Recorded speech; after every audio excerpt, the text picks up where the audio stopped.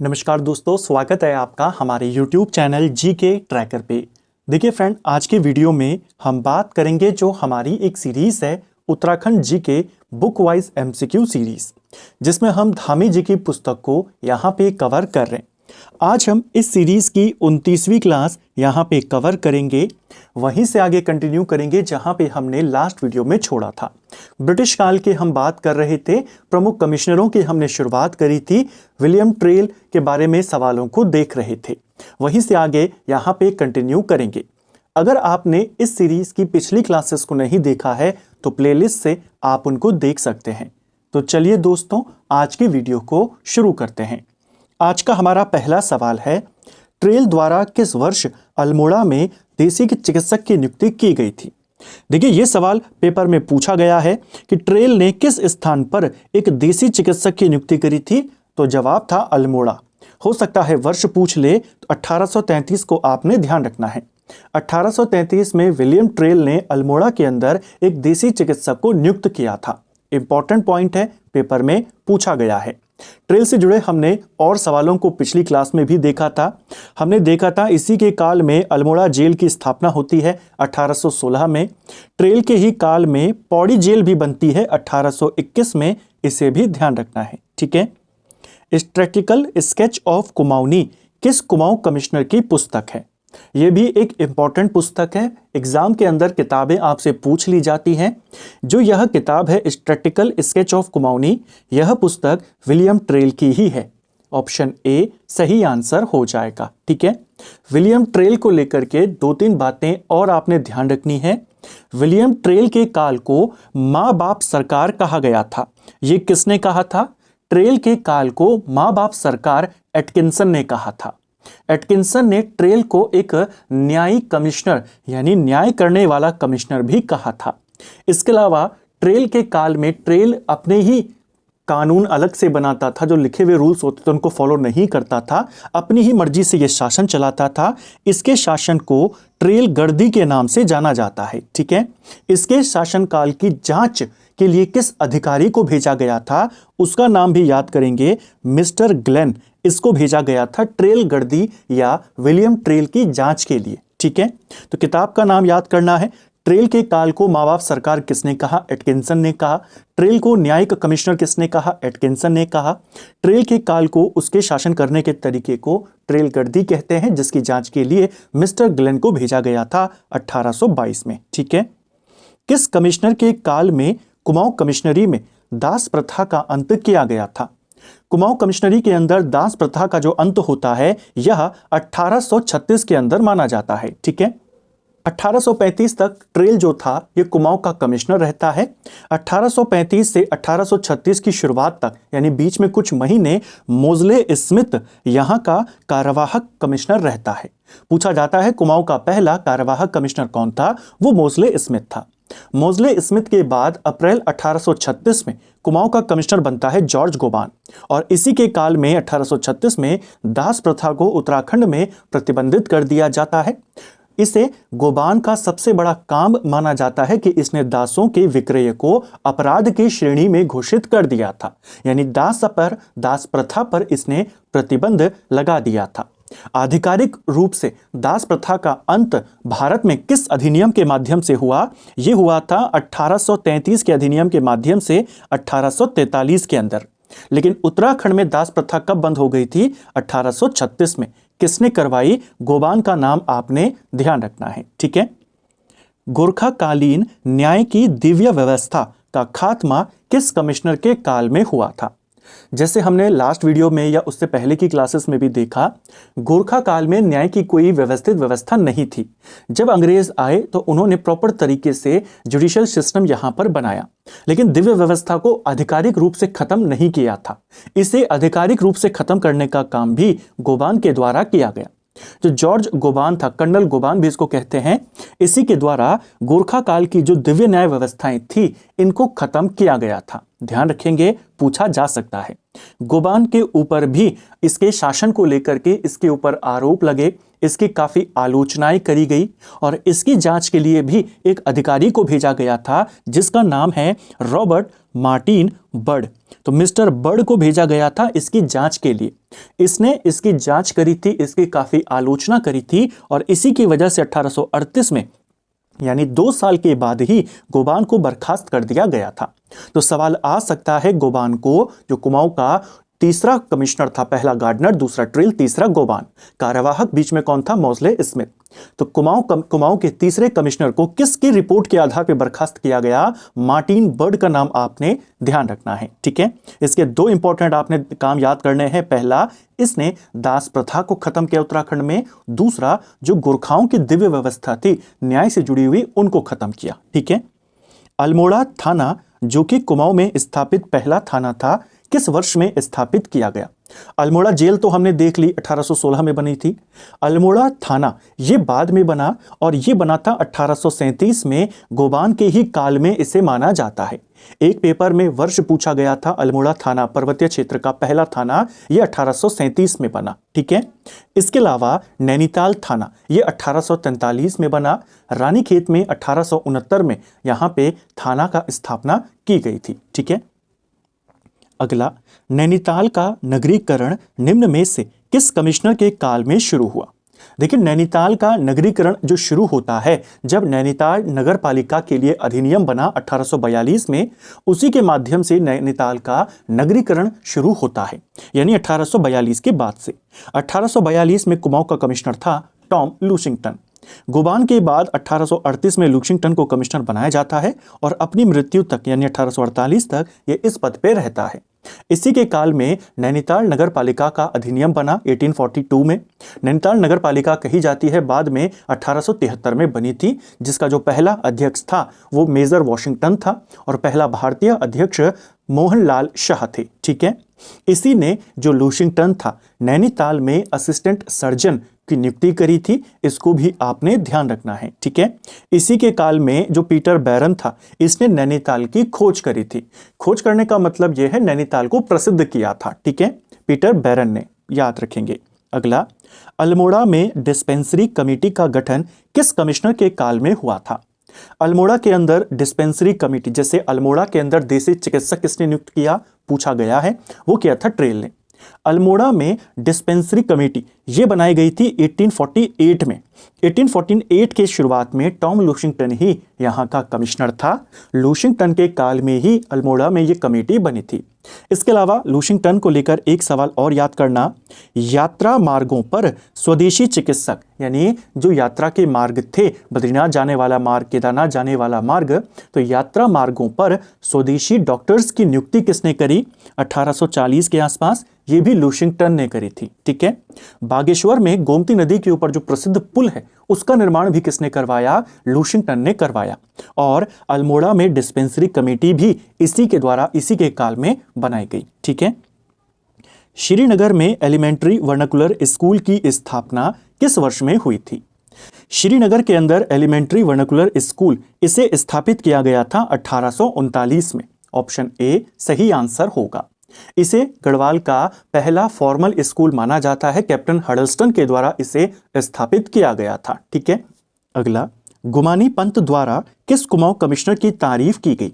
गुमानी पंत, जिन्हें कुमाऊं का पहला कवि माना जाता है, प्रथम कवि माने जाते हैं, उनके द्वारा किस कुमाऊं कमिश्नर की प्रशंसा की गई है? यह की गई है टॉम लूशिंगटन की। ऑप्शन सी सही आंसर होगा, ठीक है। टॉम लूशिंगटन के बारे में 2-3 बातें आपने और याद करनी है। इसने कंपनी के साथ अपना काम कब शुरू किया? तो 1824 में ये कंपनी से जुड़ा था, बतौर लेखक के रूप में ये कंपनी से जुड़ा था। 1838 में ये कुमाऊं का कमिश्नर बन जाता है। 1848 तक, अपनी मृत्यु तक, ये कुमाऊं के कमिश्नर के पद पर रहता है, ठीक है। इसी ने, जैसे मैंने आपको कहा कि गोमती नदी में जो पुल है बागेश्वर में, उसका निर्माण इसने करवाया। इसके अलावा नैनीताल का नगरीकरण की जो शुरुआत हुई वो इसी के काल में होती है। इसके अलावा नैनीताल में जो थाना बना 1843 में, वो भी इसी के काल में हुआ था, ठीक है। किस कुमाऊं कमिश्नर ने प्रशिक्षित पटवारियों की नियुक्ति प्रारंभ करी थी? पटवारियों के पद सृजित किसने किए थे? वो किए थे विलियम ट्रेल ने। 1819 में 9 पटवारियों के पद उसने सृजित किए थे। लेकिन उस समय ट्रेंड पटवारियों को नियुक्त नहीं किया जाता था। प्रशिक्षित पटवारियों की नियुक्ति जो शुरू करी थी वो बेटन ने करी थी। ऑप्शन सी सही आंसर होगा। जो लुशिंगटन था 1848 में उसकी मृत्यु हो जाती है। उसके मरने के बाद 1848 से 1856 तक जो हैलेट बेटन था, जॉन हैलेट बेटन, ये कुमाऊं का कमिश्नर बनता है।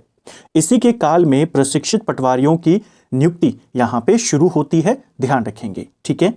अगला, कुमाऊं कमिश्नरी का मुख्यालय अल्मोड़ा से नैनीताल कब स्थानांतरित किया गया था? कुमाऊं कमिश्नरी का जो हेडक्वार्टर था वो पहले अल्मोड़ा था, बाद में इसे नैनीताल लाया गया। ये किसके काल में हुआ? ये हुआ था बेटन के काल में। और किस वर्ष हुआ? 1855 में। ऑप्शन सी सही आंसर हो जाएगा। ठीक है। किस कमिश्नर द्वारा तीर्थयात्रियों के लिए डाक बंगले खोल दिए गए थे? तीर्थयात्रियों के लिए जो डाक बंगले थे उनको खोलने का काम भी बेटन ने किया था। देखिए, बेटन के काल में जो डाक बंगले थे उनके रखरखाव की ओर विशेष ध्यान दिया गया। इसने इन डाक बंगलों को दोबारा से खोलने का काम किया, तीर्थयात्रियों के लिए इसको खोला। बेसिकली अंग्रेजों ने इन डाक बंगलों का निर्माण डाक की व्यवस्था करने के लिए किया था और डाक विभाग इनको चलाता था, लेकिन कुछ समय बाद ये बंद हो गए थे। इनको तीर्थयात्रियों के लिए खोलने का काम, इनके रखरखाव पर ध्यान देने का काम हैलेट बेटन के द्वारा किया गया था। ठीक है। बेसिकली उस समय बमोरी और अल्मोड़ा के मार्ग में 4 प्रमुख डाक बंगले थे जो बंद थे, जिनको खोलने का काम बेटन ने किया। एक बमोरी में था, एक भीमताल में, एक रामगढ़ में और एक प्योरा में। ठीक है। इनकी इसने मरम्मत करवाई और फिर इनको यहां पे खोल दिया। किसके लिए? यात्रियों के लिए। तो सवाल आएगा, तीर्थयात्रियों के लिए डाक बंगले खोलने का काम किसने किया? बेटन। बेटन के काल को कुमाऊं में ब्रिटिश काल का स्वर्ण काल कहा जाता है, इसे भी ध्यान रखना। सबसे फेमस कमिश्नर रैमजे जरूर है, लेकिन काल किसका स्वर्ण काल माना जाता है, गोल्डन पीरियड, वो बेटन के काल को माना जाता है। पादरी रेवरेंड द्वारा 1850 में किस स्थान पर लंदन मिशनरी सोसाइटी की स्थापना करी गई? यह जो पादरी था रेवरेंड, इसके बारे में हमने कई बार बात करी है। इसके बारे में पेपर में सवाल भी आया है कि कौन सा पादरी था, किस वर्ष आया था, कौन सी संस्था स्थापित करता है, किस जगह में करता है। तो पादरी का नाम याद करेंगे, पादरी रेवरेंड। किस जगह पर आया? तो आप कहेंगे अल्मोड़ा। किस वर्ष आया? 1850। किसकी स्थापना करता है? London Missionary Society. Option C आपका सही आंसर होगा। ठीक है। हेनरी रैमजे के संदर्भ में निम्न में से कौन सा या कौन से कथन सही हैं? चलिए देखते हैं। यह भारत के गवर्नर जनरल डलहौजी का चचेरा भाई था। पहला बिल्कुल सही है। जो हेनरी रैमजे था 28 साल तक ये कुमाऊं कमिश्नर के पद पे रहता है। यह उस समय जो भारत का गवर्नर जनरल था डलहौजी, इसका चचेरा भाई था। ठीक है। क्वेश्चन आया था पेपर में कि हेनरी रैमजे किसका चचेरा भाई था? डलहौजी का। यह मूलतः आयरलैंड का था, गलत हो जाएगा। हेनरी रैमजे मूल रूप से स्कॉटलैंड का था, ना कि आयरलैंड। ठीक है। इसने कुमाऊं में अंग्रेजों को बसाने का विरोध किया था, यह भी सही है। अंग्रेज लगातार, क्योंकि उनके लिए उत्तराखंड का जो माहौल था, यहाँ का जो वातावरण था वो ब्रिटेन जैसा था, तो यहाँ पे अंग्रेज ज्यादा से ज्यादा मात्रा में बसने शुरू हुए। अंग्रेजों के यहाँ बसने का, अंग्रेजों को यहाँ जबरदस्ती बसाने का विरोध हेनरी रैमजे ने किया था। ठीक है। इसे कुमाऊं का मुकुट रहित राजा कहा जाता है, यह भी सही है। इसे यहाँ का बिना मुकुट का राजा यानी ताज रहित बादशाह कहा जाता है, कुमाऊं का किंग ऑफ कुमाऊं कहा जाता है, यह आपका बिल्कुल सही है। इसके अलावा इसे रामजी साहब के नाम से भी जाना जाता था। ठीक है। कई सारे अंग्रेज लेखकों ने इसे कुमाऊं का राजा कहा है, इसे भी ध्यान रखेंगे। आपको पूछा है कौन सा कथन सही है, यहाँ पे केवल दूसरा वाला गलत है, बाकी सारे आपके सही हो जाएंगे।